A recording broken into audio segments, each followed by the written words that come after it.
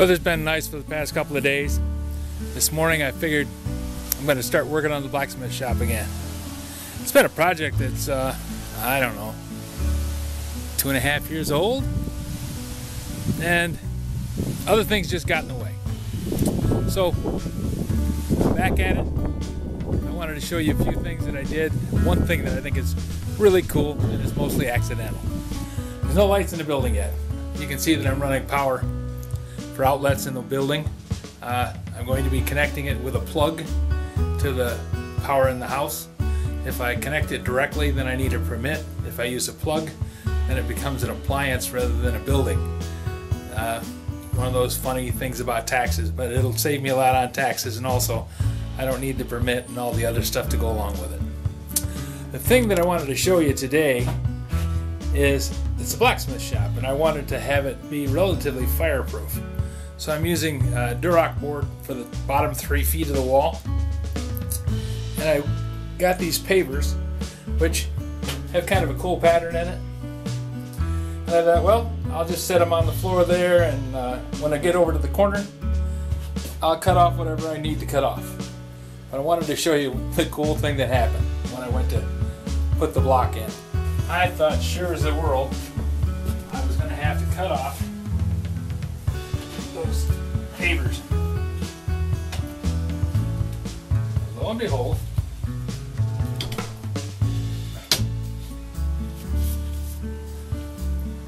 I set them on the floor here today, and then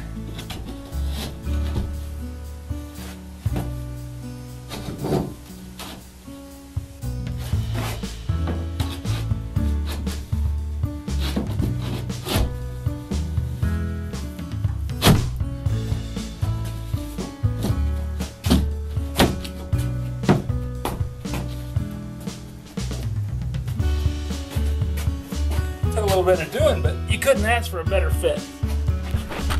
That joint's going to be nice and tight. When I get all the block in and everything all set up, I'm going to put sand on the floor and sweep it into all the cracks to make sure that I don't have any places for sparks to get down through. I think it's going to work really, really well.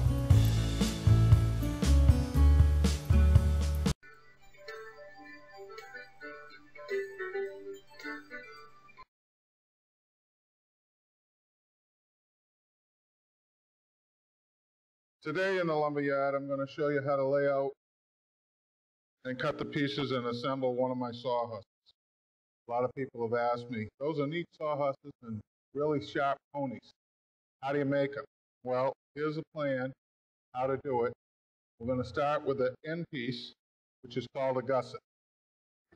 To lay out the gusset, it's 6 inches across the top to match the 6-inch cap board, and 10 inches across the bottom to get a nice angle. I don't know what the angle is. I don't care what the angle is. But I've drawn a center line on my board. From that center line, I measured over 3 inches.